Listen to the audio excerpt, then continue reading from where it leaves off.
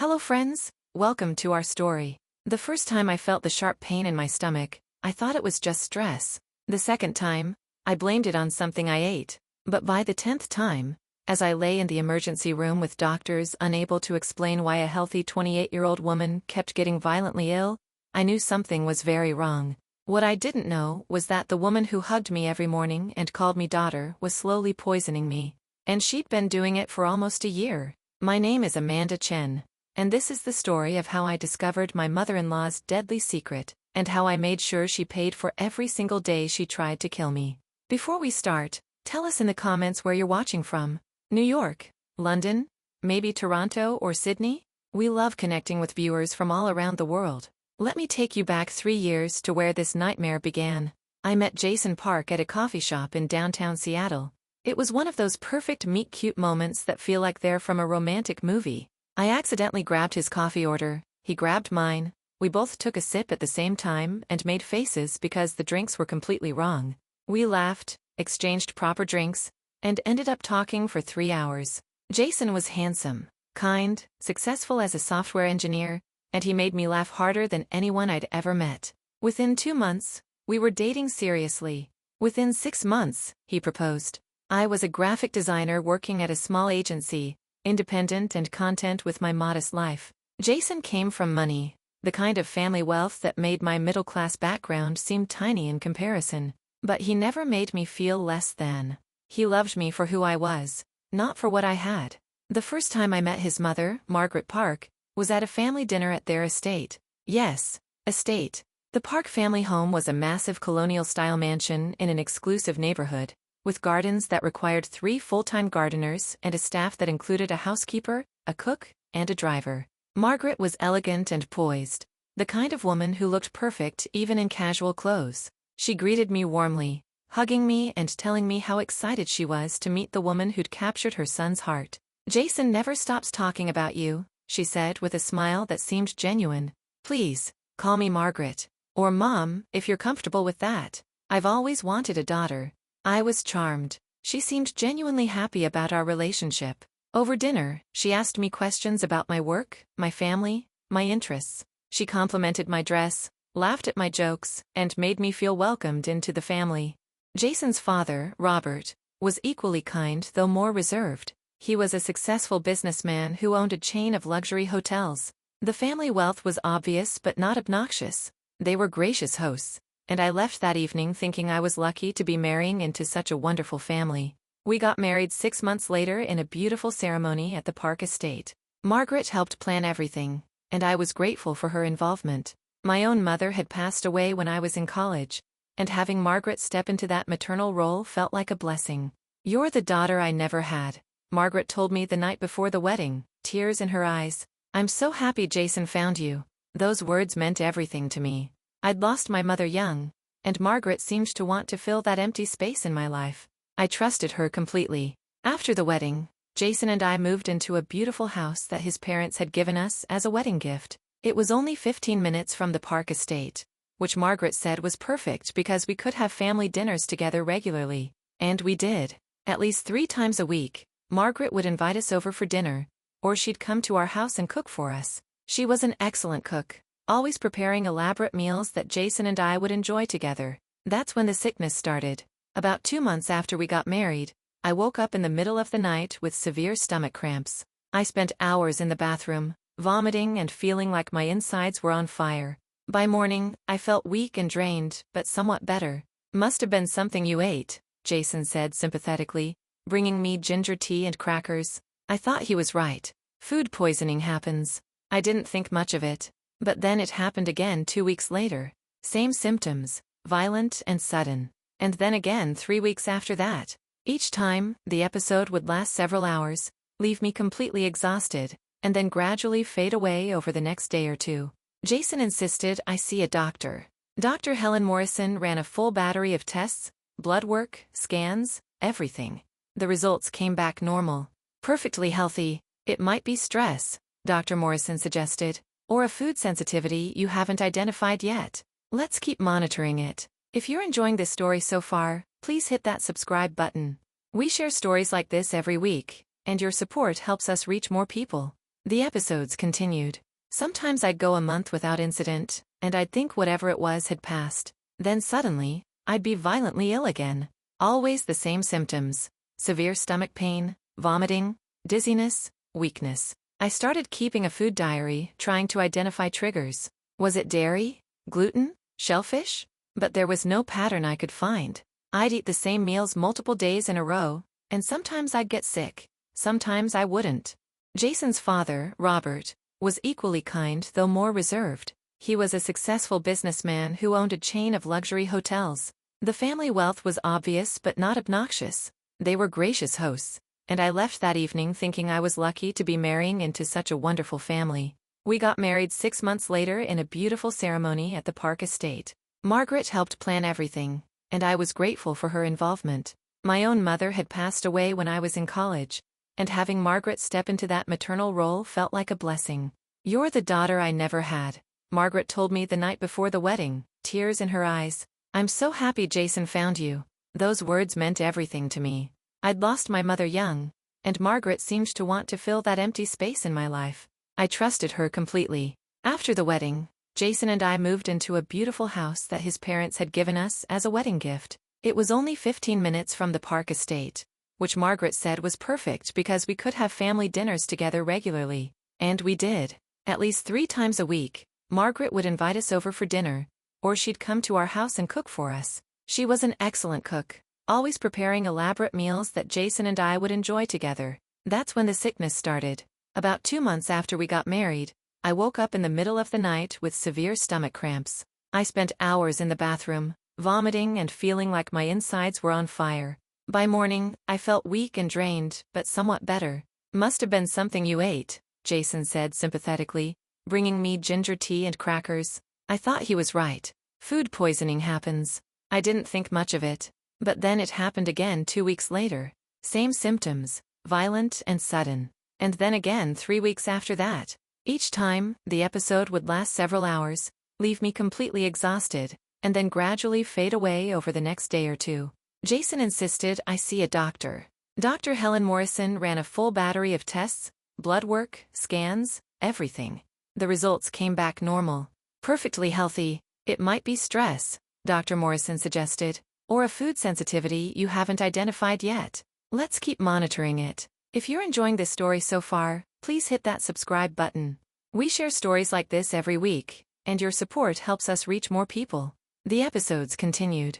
Sometimes I'd go a month without incident, and I'd think whatever it was had passed. Then suddenly, I'd be violently ill again. Always the same symptoms: severe stomach pain, vomiting, dizziness, weakness. I started keeping a food diary, trying to identify triggers. Was it dairy, gluten, shellfish? But there was no pattern I could find. I'd eat the same meals multiple days in a row, and sometimes I'd get sick. Sometimes I wouldn't. Work became difficult. I'd miss days because I was too ill to function. My boss was understanding at first, but as the episodes became more frequent, I could tell her patience was wearing thin. I was terrified of losing my job. Jason was worried and frustrated. He hated seeing me suffer.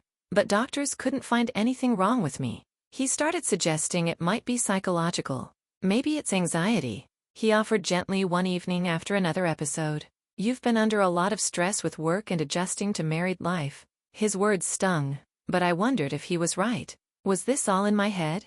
Margaret was incredibly supportive during this time. She'd come over after my episodes with homemade soup and herbal teas, sitting with me for hours while I recovered. "Poor darling," she'd say, stroking my hair like I was a child. "Let me take care of you." That's what mothers do. I felt guilty for suspecting anything was wrong with such a caring mother-in-law. She was so attentive, so loving. "She'd do anything for me," she said. And I believed her. About 8 months into our marriage, the episodes started getting worse. Not just more frequent, but more severe. I lost 15 pounds because I was afraid to eat. Every meal felt like Russian roulette. Would this be the one that made me sick? Then came the episode that changed everything. Jason and I had dinner at the Park Estate on a Sunday evening. Margaret had made her famous Korean beef stew, one of Jason's favorite dishes. I ate a full bowl because I'd been feeling good that week and had my appetite back. 2 hours after we got home, I collapsed in our living room. The pain was so intense I couldn't even scream. Jason called an ambulance, and I was rushed to the emergency room. The ER doctors ran tests and found my liver enzymes were elevated. My white blood cell count was abnormal, and I was severely dehydrated. They kept me overnight for observation and ran more tests. Dr. Morrison came to see me the next morning with a puzzled expression. "Amanda, your symptoms are consistent with some kind of toxic exposure. Have you been around any chemicals at work? Pesticides? Cleaning products?" "No," I said weakly. "I work in an office. I design graphics on a computer all day." "What about at home?" "No, we have a cleaning service. I don't really use harsh chemicals for anything." Dr. Morrison made a note in her chart. "I'm going to order some additional tests. I want to check for heavy metals and other toxins in your system." The tests came back showing elevated levels of arsenic in my blood. Not enough to be immediately fatal, but consistent with long-term low-level exposure. Arsenic poisoning. The word sent chills down my spine when Dr. Morrison explained it to me. "How is this possible?" I asked, my voice shaking. "Where would I even be exposed to arsenic?" "That's what we need to figure out," Dr. Morrison said seriously. "Arsenic can be found in contaminated water, certain foods, or it can be deliberately administered.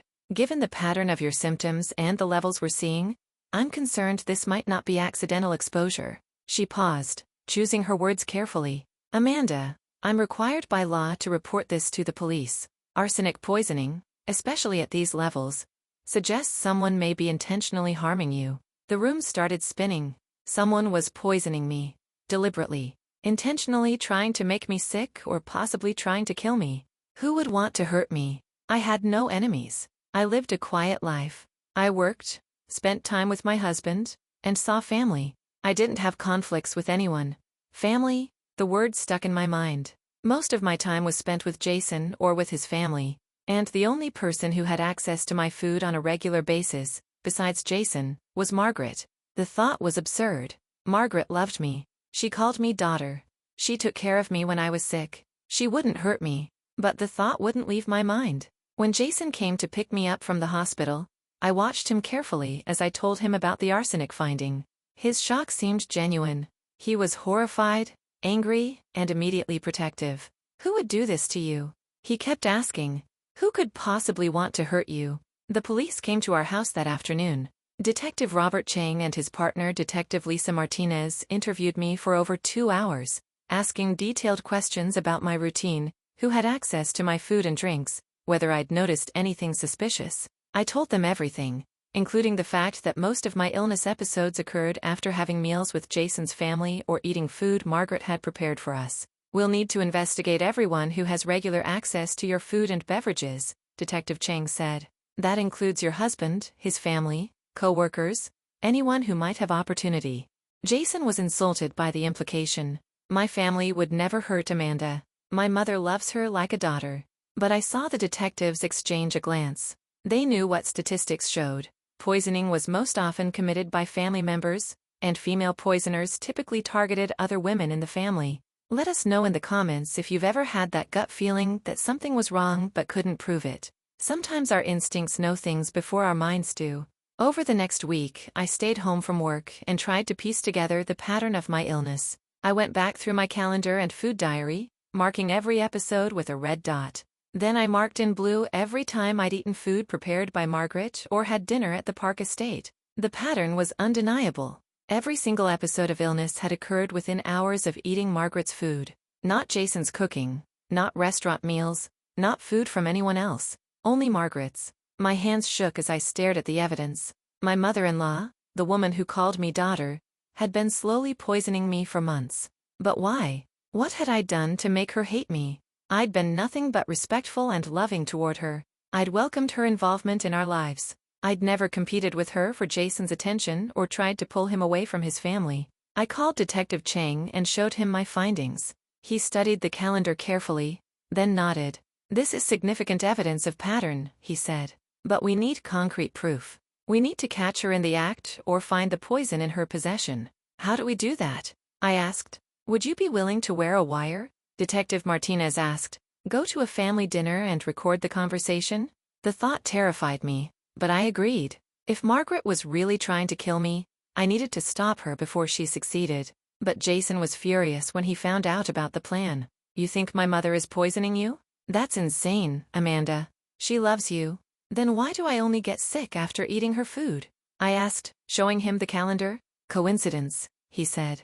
But I could hear doubt creeping into his voice. Or maybe you've developed an allergy to some ingredient she uses regularly. Jason, they found arsenic in my blood. That's not an allergy. He fell silent, the weight of the evidence finally hitting him. His face went pale. Numb. Not my mother. She wouldn't. She couldn't. I need to know for sure, I said firmly. Will you support me in finding out the truth, even if it hurts? Jason struggled with this question for a long moment, then finally nodded. If my mother is really doing this, if she's really trying to hurt you, then yes, we need to stop her. But Amanda, if this is wrong, if we accuse her and it's not true, it will destroy our family. And if it is true and we do nothing, I replied, it will destroy me. The next Sunday, I went to the Park estate for dinner wearing a small recording device hidden under my blouse. Jason came with me but looked miserable.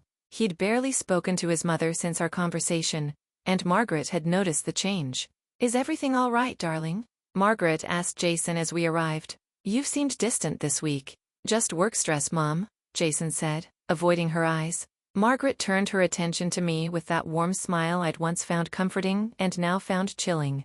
And how are you feeling, Amanda? Any more episodes? Actually, I've been much better, I said carefully. No problems all week. Something flickered across Margaret's face, too quick to identify. Disappointment? Frustration? Then the smile was back. Oh, that's wonderful news. I've been so worried about you, dear. Dinner was an elaborate Korean meal that Margaret had spent all day preparing. Multiple dishes, each one looking delicious and potentially deadly. I watched as she served the food, paying careful attention to whose plate received what. I noticed something odd. Margaret served my plate first, making a point of selecting specific pieces of meat and vegetables for me. When she served Jason's plate, she took from different sections of the serving dishes. This piece is especially tender, she said, placing a particular piece of beef on my plate. I saved it just for you, Amanda. My stomach turned, not from illness, but from fear. Was I watching her poison me right now? Was that piece of meat different from the others somehow? I pushed my food around my plate, pretending to eat, but actually consuming very little. When Margaret went to the kitchen to get dessert, I quickly wrapped some of my food in a napkin and slipped it into my purse. If there was poison in my meal, I now had evidence. You're not eating much, Margaret observed when she returned with a beautiful cake. Are you feeling all right? Just a little tired, I said. Actually, Margaret, can I ask you something? Of course, darling. Anything. Do you remember the first time I got sick? About 2 months after Jason and I got married? Margaret's expression didn't change, but I saw her hands tighten almost imperceptibly on the cake knife. Yes, of course. We were all so worried about you. It was after Sunday dinner here, wasn't it? You'd made seafood stew. Was it? I don't really remember. Margaret began cutting the cake with very precise movements. I make so many meals, they all blend together. I remember, I continued, watching her carefully, because you brought me soup the next day. You were so kind, taking care of me when I was sick. That's what mothers do, Margaret said, placing a large slice of cake in front of me. We take care of our children when they're ill. There was something in the way she emphasized the word mothers that made my blood run cold. Was that what this was about? Some twisted competition over who was Jason's real family? If you're feeling suspicious right now about where this is going, make sure you're subscribed to our channel. This story is about to take a turn you won't believe. You never had a daughter, I said quietly. Jason told me you'd always wanted one. Margaret's smile became strained. Yes, Jason was my only child. I'd hoped for more children, for a daughter, but it wasn't meant to be. That's why I was so happy when Jason married you. I finally had my daughter. But I'm not really your daughter, am I? I'm Jason's wife. That's different. The temperature in the room seemed to drop. Margaret set down the cake knife very carefully. What exactly are you saying, Amanda? I'm saying that maybe you didn't really want Jason to get married. Maybe having a wife meant sharing him with someone else. Maybe you preferred it when it was just you and him. Jason shifted uncomfortably beside me. Amanda, what are you doing? But Margaret's mask was cracking. Her perfect smile twisted into something ugly. You think you're so clever, don't you? Coming into my family, taking my son away from me. I didn't take him away. He's a grown man who fell in love. He was happy before you came along, Margaret hissed. He visited me every day. He called me every morning and every night. He was mine. And then you showed up and everything changed. Mom, Jason said, standing up. What are you talking about? But Margaret wasn't listening to him anymore. Her eyes were locked on mine, and all the warmth, all the fake love she'd shown me for the past year had vanished. In its place was pure hatred. You were supposed to get scared and leave, Margaret said, her voice cold. The sickness was supposed to make you weak, make you dependent, make Jason see that you weren't strong enough for our family. But you wouldn't leave. You kept staying, kept playing the victim, kept stealing my son's attention. The room went silent. Jason stared at his mother in horror. Mom, what did you do? Margaret laughed, a brittle sound that held no humor. What did I do? I tried to save my son from making the biggest mistake of his life. I tried to show him that you weren't worthy of being a park. You poisoned me, I whispered, though the recording device was capturing every word. You put arsenic in my food. Just small amounts, Margaret said dismissively, as if that made it acceptable. Not enough to kill you, though toward the end I considered it. Just enough to make you sick, make you weak, make you leave. But you were so stubborn. You just wouldn't go away. Jason looked like he was going to be sick. Mom, how could you? I love her. I married her. How could you try to hurt her? Because she's not one of us, Margaret shouted, all composure gone now. She's not from our world, not from our class. She's a nobody from a nobody family, and she trapped you with her pretty face and fake sweetness. I gave birth to you. I raised you. I sacrificed everything for you, and you threw it all away for her. She grabbed the cake knife, and for a moment I thought she might actually attack me with it. But instead, she just stood there shaking, tears of rage running down her face. I did everything for you, Jason. Everything. And you chose her over me. Your own mother. The front door burst open, and Detective Chang and Detective Martinez rushed in, followed by uniformed officers. They'd been listening to the entire conversation from a van parked outside. Margaret Park, Detective Chang said, approaching her carefully. You're under arrest for attempted murder and assault with a deadly weapon.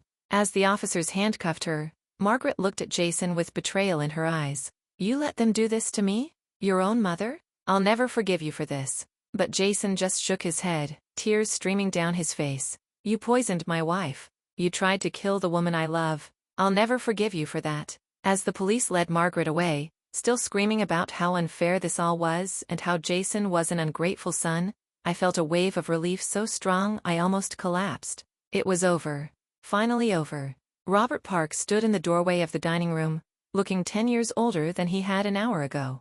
He'd arrived home just in time to hear his wife confess to attempted murder. I'm so sorry, Amanda, he said, his voice breaking. I had no idea. I knew Margaret was possessive of Jason, but I never thought she would do something like this. The evidence collected that night, including the recorded confession and the food samples I'd saved, was overwhelming. When police searched the Park estate, they found a bottle of arsenic-based rat poison hidden in Margaret's private bathroom, along with a journal where she'd documented every time she'd poisoned me, including dosages and my reactions. The journal entries were chilling. She'd written about her methods, her justifications, and her increasing frustration that I wasn't leaving or dying fast enough. In the final entry, dated just 3 days before her arrest, she'd written, "Next Sunday, I'll triple the dose. This has to end. She has to go, one way or another." If we'd waited another week, if I hadn't figured it out when I did, Margaret would have given me a fatal dose.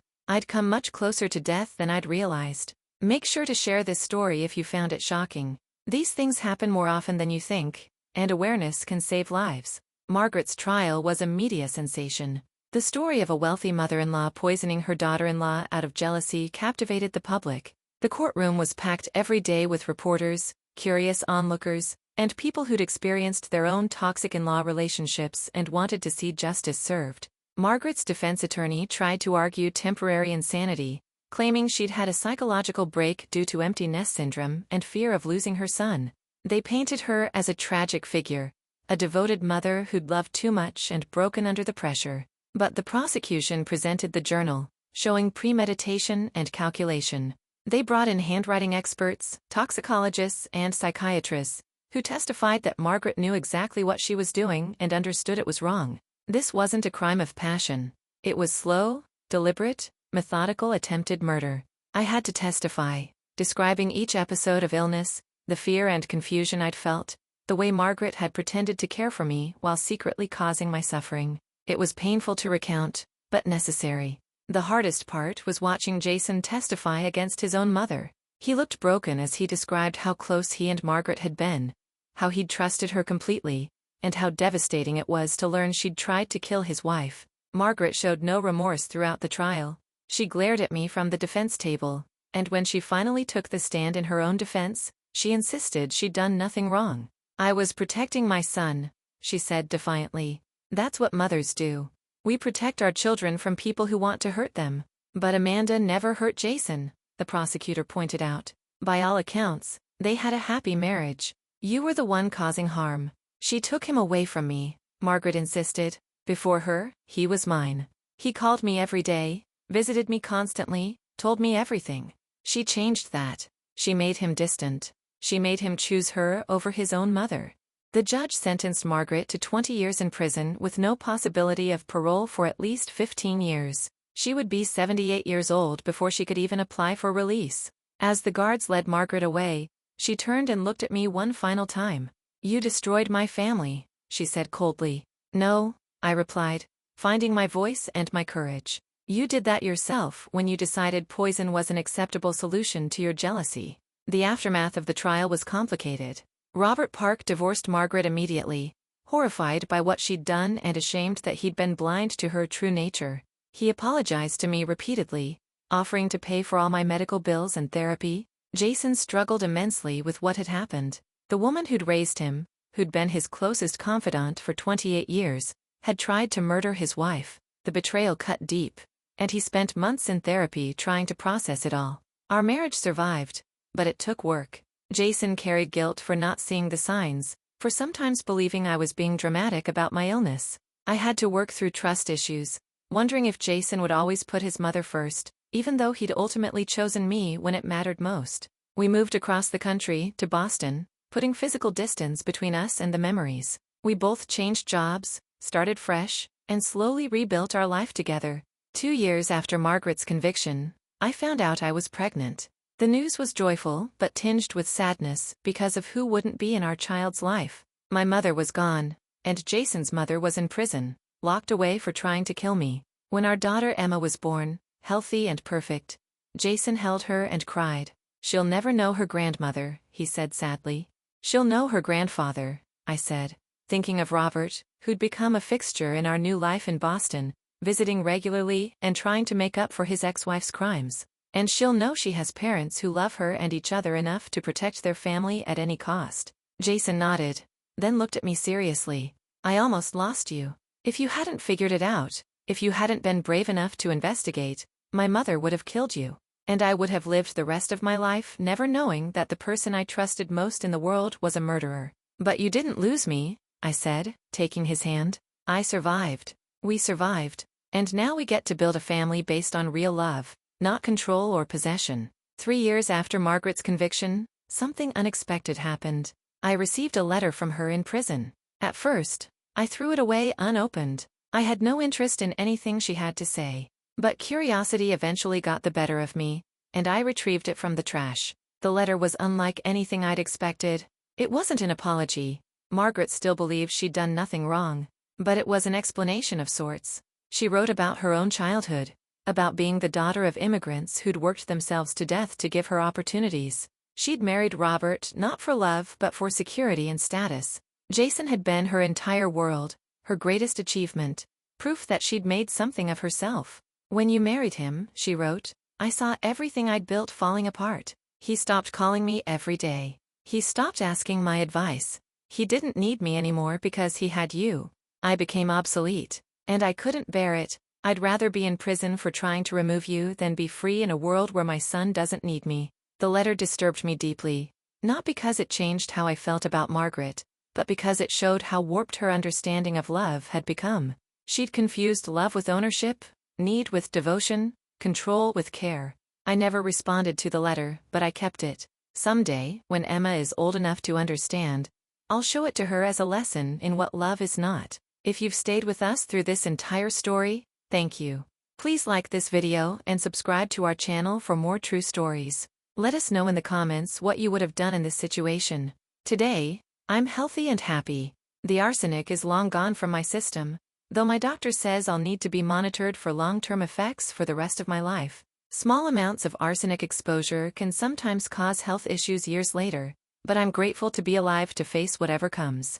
She'll know her grandfather, I said, thinking of Robert, who'd become a fixture in our new life in Boston, visiting regularly and trying to make up for his ex-wife's crimes. And she'll know she has parents who love her and each other enough to protect their family at any cost. Jason nodded, then looked at me seriously. I almost lost you. If you hadn't figured it out, if you hadn't been brave enough to investigate, my mother would have killed you. And I would have lived the rest of my life never knowing that the person I trusted most in the world was a murderer. But you didn't lose me, I said, taking his hand. I survived. We survived. And now we get to build a family based on real love, not control or possession. 3 years after Margaret's conviction, something unexpected happened. I received a letter from her in prison. At first, I threw it away unopened. I had no interest in anything she had to say. But curiosity eventually got the better of me, and I retrieved it from the trash. The letter was unlike anything I'd expected.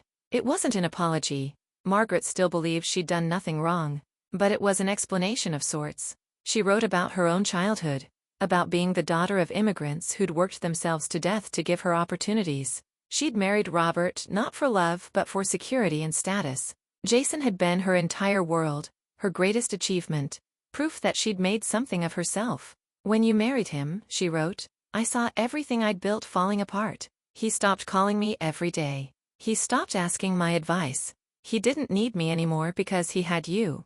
I became obsolete. And I couldn't bear it. I'd rather be in prison for trying to remove you than be free in a world where my son doesn't need me. The letter disturbed me deeply. Not because it changed how I felt about Margaret, but because it showed how warped her understanding of love had become. She'd confused love with ownership, need with devotion, control with care. I never responded to the letter, but I kept it. Someday, when Emma is old enough to understand, I'll show it to her as a lesson in what love is not. If you've stayed with us through this entire story, thank you.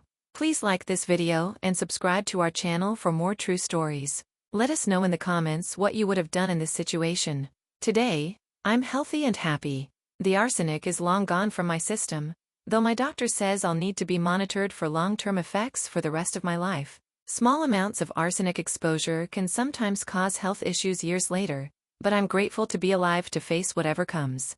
My relationship with Jason is stronger than ever. We've learned that love means protecting each other, believing each other, standing together even when the truth is painful. When Margaret tried to tell him I was being dramatic about my illness, he ultimately chose to believe me over her. That choice saved my life. We have 2 children now, Emma and her younger brother Michael.